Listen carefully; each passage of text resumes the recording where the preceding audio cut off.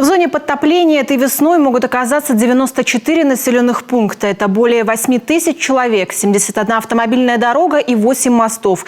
Такие данные озвучили на заседании комиссии по предупреждению и ликвидации ЧС и обеспечению пожарной безопасности в Коми. На прошлой неделе готовность республики к весеннему половодью обсудили на селекторном совещании при полпреде президента в Северо-Западном федеральном округе Александре Гуцане. Как отметил в докладе Владимир Уйба, для реагирования на внештатные ситуации созданы резервы финансовых и материальных средств. В республике 2 года назад увеличили бюджет резервного фонда с 30 до 50 миллионов рублей. Но пока синоптики не прогнозируют серьезных опасений этой весной. Подробности в репортаже Татьяны Супряткиной. До подъема воды еще примерно месяц. Такой прогноз дают синоптики. Первыми проснутся южные реки. Там же установят первые посты со спасателями. Например, в Прилузском районе их будет 4. В период половодья республика готова развернуть 68 пунктов временного размещения. Каждый муниципалитет уже приведен в режим готовности. Запасы продуктов и медикаментов на местах подготовлены. А в случае необходимости доставкой спасателей и эвакуацией жителей будет заниматься Коми Авиатранс. С компанией уже заключен контракт. Последние 2 года в республике Коми прохождение природного явления, как наводнение, протекает относительно спокойно, без возникновения чрезвычайных ситуаций экономического ущерба.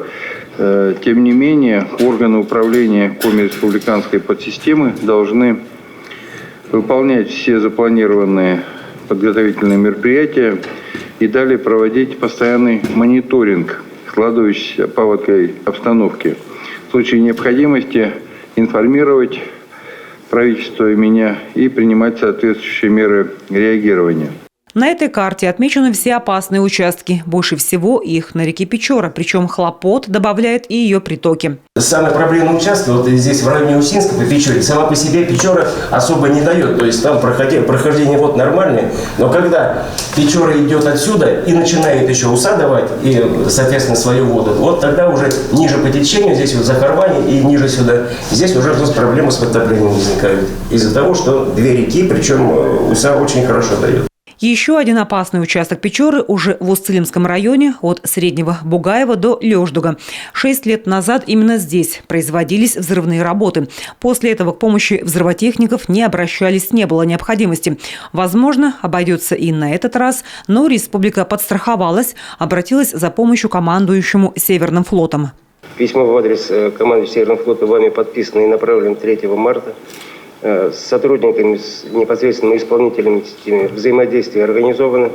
Ждем на этой неделе официальный ответ от командующего Северным флотом. Они дают, предварительно дают добро, так же, как в прошлом году. Будут готовы по нашим запросам оказать помощь. В ожидании большой воды уже пора задуматься и о пожароопасном периоде. Как отметил сегодня главный синоптик региона, первые 2 месяца лета, июнь и июль, ожидаются жаркими, выше климатической нормы. А значит, пожароопасной обстановки не избежать. В прошлом году республика была в числе самых горимых. Сухие грозы были виновниками труднодоступных лесных пожаров, а ближние леса горели чаще всего по вине самих людей. Поэтому требования пожарной безопасности надо ужесточать. Как, например, в прошлом году больше всего нарушений по итогам проверок было выявлено в Усть-Куломском, Прилузском районах и Ухте. В каждом почти 100 нарушений. Татьяна Супряткина, Виктория Палкина, Дмитрий Ведерников, телеканал Юрган.